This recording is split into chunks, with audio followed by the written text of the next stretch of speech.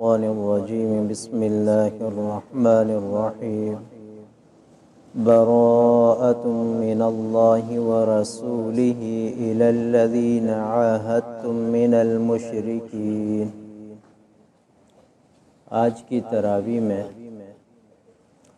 10واں پارہ پڑھا گیا۔ سورۃ توبہ مدنیہ یہ قرآن کریم کی واحد سورت ہے جس کے شروع میں بسم اللہ الرحمن الرحیم نہیں لکھی جاتی۔ اس کی کیا وجہ ہے کہ بقیہ سورتوں کے اندر تو بسم اللہ کی کتابت ملتی ہے لیکن اس سورت میں نہیں ملتی۔ کتب تفاسیر میں اس پہ بحث ملتی ہے۔ بعض اہل علم فرماتے ہیں کہ سورۃ انفال اور سورۃ توبہ یہ ایک ہی سورت ہے۔ نزول کا فرق ہے، زمانے میں فرق ہے کہ وہ پہلے نازل ہوئی یہ بعد میں نازل ہوئی۔ اس وجہ سے سورۃ توبہ کی ابتدا میں بسم اللہ نہیں ملتی۔ اور بعض فقہا فرماتے ہیں کہ بسم اللہ الرحمن الرحیم کا تعلق رحمت سے ہے کہ جس میں رحمان اور رحیم کا ذکر ہے، اور اس صورت کے اندر قتال فی سبیل اللہ، قتال مشرکین کا ذکر ہے کہ رحمت اور قتال یہ دونوں جمع نہیں ہو سکتے، اس وجہ سے اس کے شروع میں بسم اللہ نہیں۔ اب رہی یہ بات کہ ہمیں کیا کرنا چاہیے کہ اس سورت کے شروع میں بسم اللہ الرحمن الرحیم پڑھنی چاہیے یا نہیں پڑھنی چاہیے۔ اس میں مفصل بات اور حقیقی بات تو یہ ہے کہ اگر ہم قرآن کریم کی تلاوت پہلے سے کرتے آ رہے ہیں، سورۃ انفال پڑھ لی، اب سورۃ توبہ اسی محفل میں پڑھ رہے ہیں، اسی جگہ میں پڑھ رہے ہیں، تو بسم اللہ الرحمن الرحیم نہیں پڑھنا چاہیے، یہ افضل ہے۔ اور اگر ہم ابتدا ہی جیسے آج ہم نے سورت ہی سے ابتدا کی ہے کہ تلاوت کی ابتدا ہی سورت توبہ سے کر رہے ہیں، تو پھر افضل یہ ہے کہ اس میں بسم اللہ الرحمن الرحیم پڑھنی چاہیے ابتدا بالتلاوت کی وجہ سے، ابتدا بالسورت کی وجہ سے نہیں، ابتدا بالتلاوت کی وجہ سے کہ ہم نے کلام اللہ کی ابتدا کی، ابتدا کے اندر تلاوت کے اندر بسم اللہ کا ثبوت ملتا ہے، اس وجہ سے پڑھتے ہیں۔ اور کتب تفاسیر کے اندر سورت توبہ کے 13 نام ملتے ہیں کہ اس سورت کے 13 نام ہیں، اور ایک اصول ہے کثرت الاسماء تدل علی عظمتہ، کہ ایک چیز کے نام اگر بہت زیادہ ہوں تو یہ چیز اس کی عظمت پر اور اس کی اہمیت پر دلالت کرتی ہے۔ تو اس سورت کی بھی اہمیت اور عظمت اپنی جگہ پر مسلم ہے۔ اس سورت کا خلاصہ یہ ہے کہ اس سورت کے اندر جہاد بالسیف کا حکم ہے، جہاد کا حکم ہے۔ اب رہی یہ بات کہ جہاد یہ انسانیت کے منافی ہے یا نہیں ہے۔ انسانیت جہاد کے اندر تو قتال ہوتا ہے، جان لینا یا جان دینا، تو بہت سے لوگ کہتے ہیں کہ یہ انسانیت کے خلاف ہے۔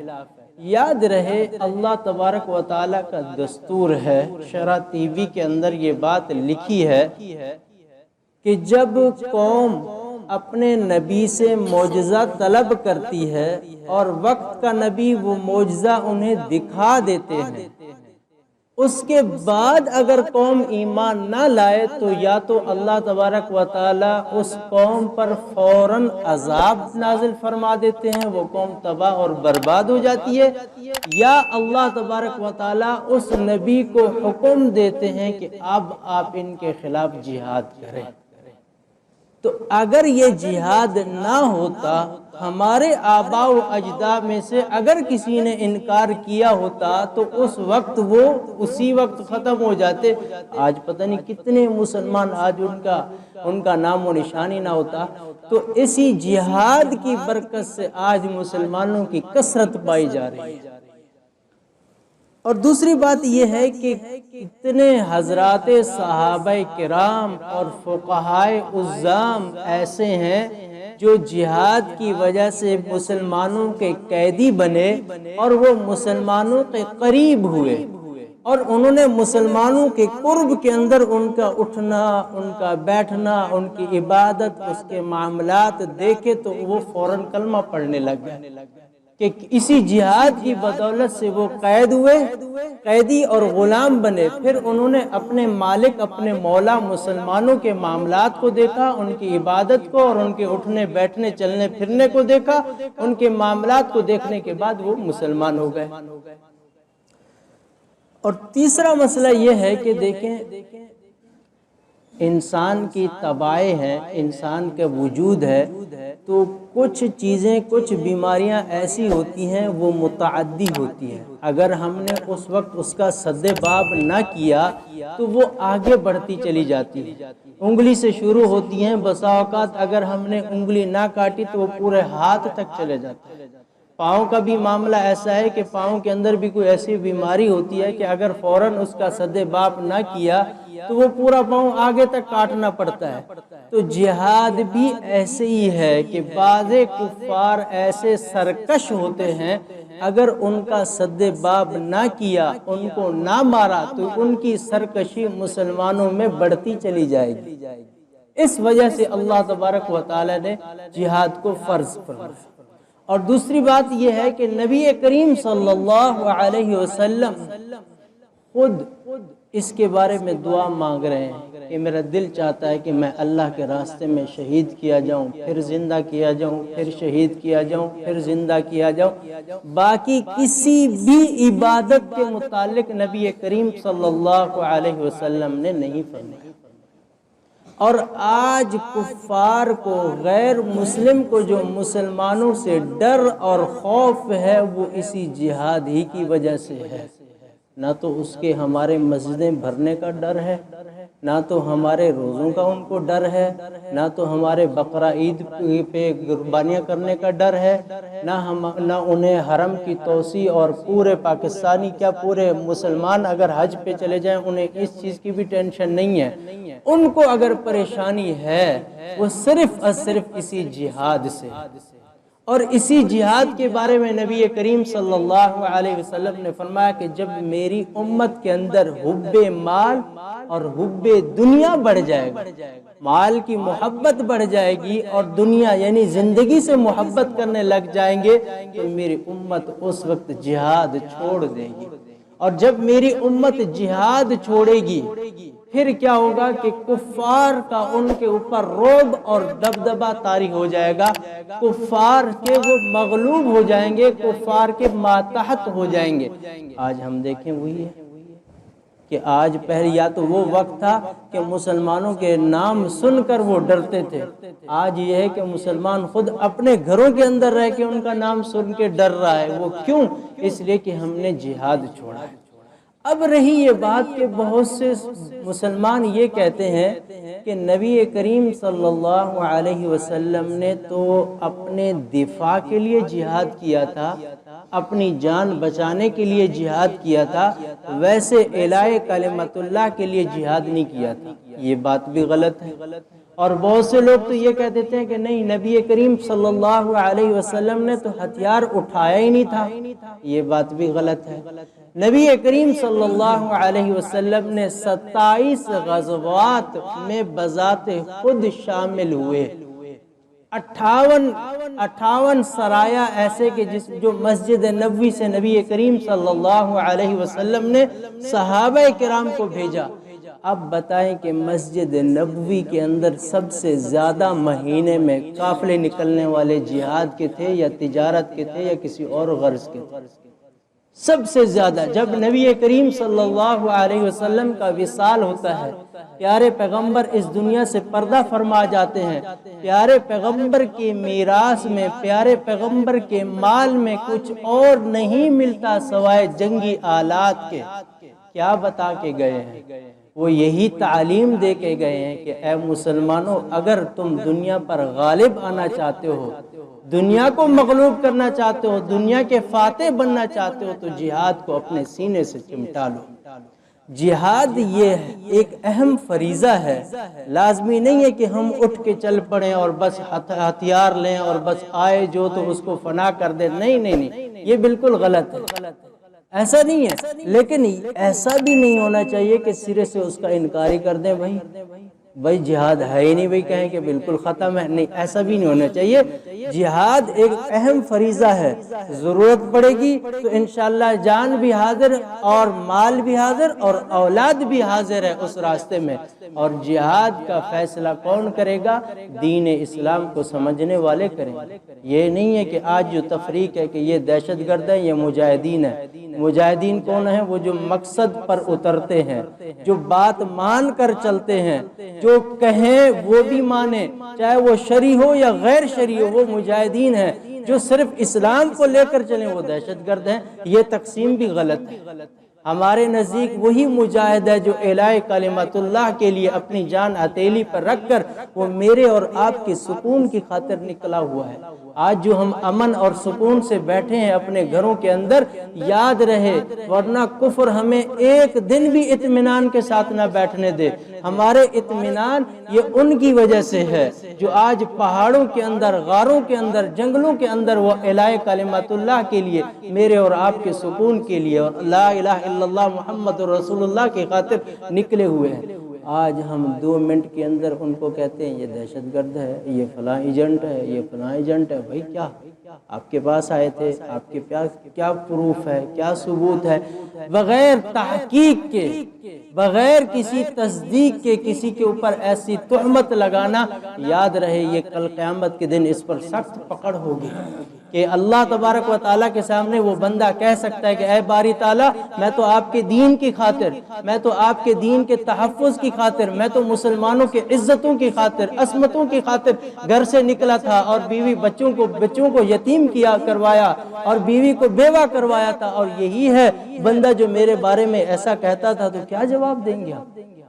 تو لہذا ہمیں چاہیے کہ اس کے اوپر تحقیق کے ساتھ جب تک یقین نہ ہو۔ دوسری بات یہ کہ ہمیں پتہ ہی نہیں ہے۔ بات رہی میڈیا کی، میڈیا پہ کتنی باتیں سچی ہوتی ہیں، مطلب کی بات ہم اس کی مان لیتے ہیں، جب مطلب کی نہیں ہوتی تو کہتے ہیں یہ غلط بات ہے۔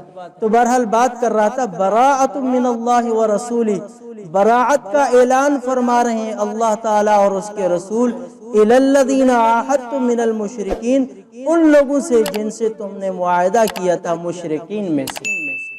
نبی کریم صلی اللہ علیہ وسلم نے مشرکین مکہ سے معاہدہ کیا تھا صلح حدیبیہ کے نام سے، جو مشہور و معروف ہے۔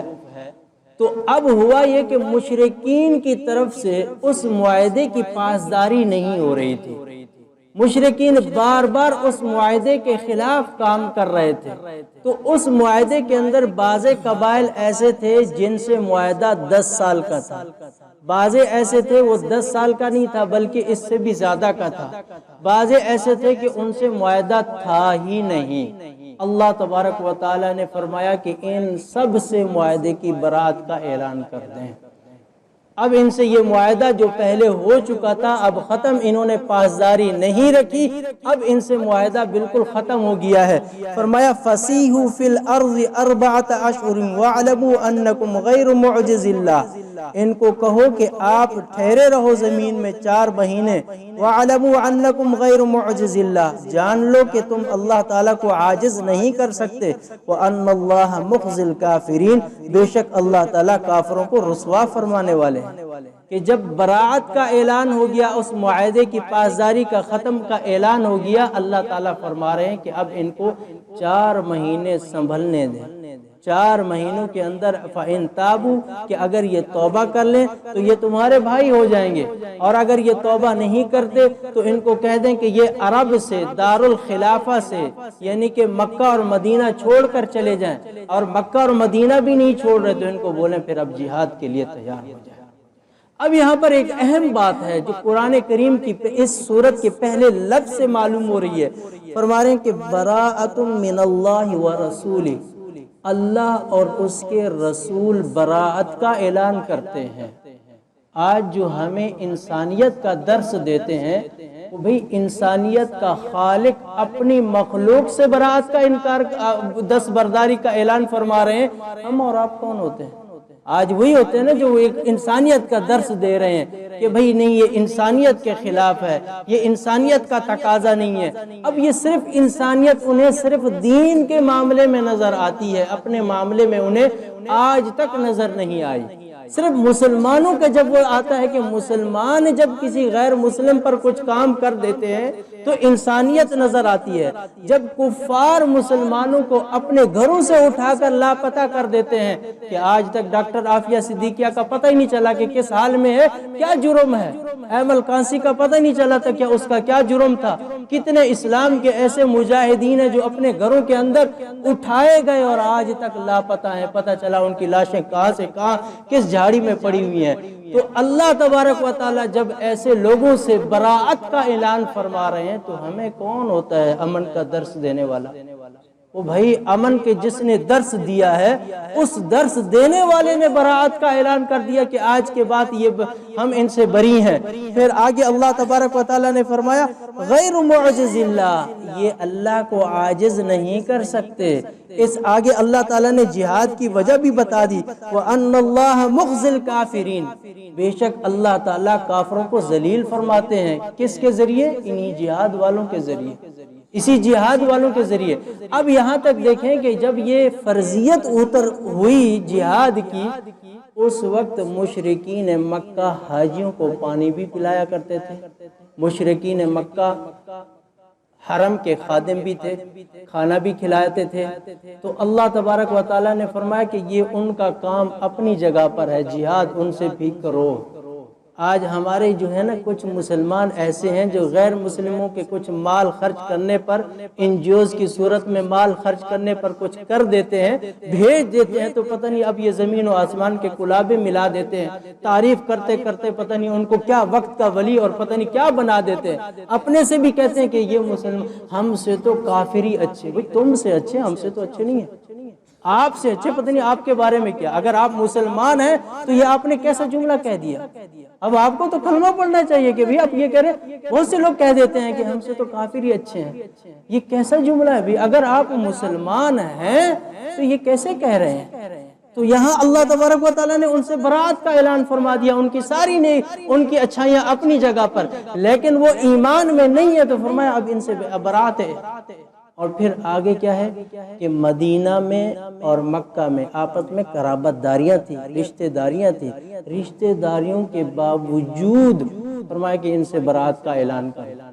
آج قرابت داری کے اندر جائز ناجائز کیا کچھ ہو رہا ہے۔ اپنے رشتہ داروں کو بھرتی کرانے کے لیے نہ میرٹ کا انتظام ہوتا ہے، دھیان ہوتا ہے، سفارش کرانے کے لیے نہ جائز کا پتہ ہوتا ہے، نہ کوٹے کا پتہ ہوتا ہے، کچھ نہیں ہوتا۔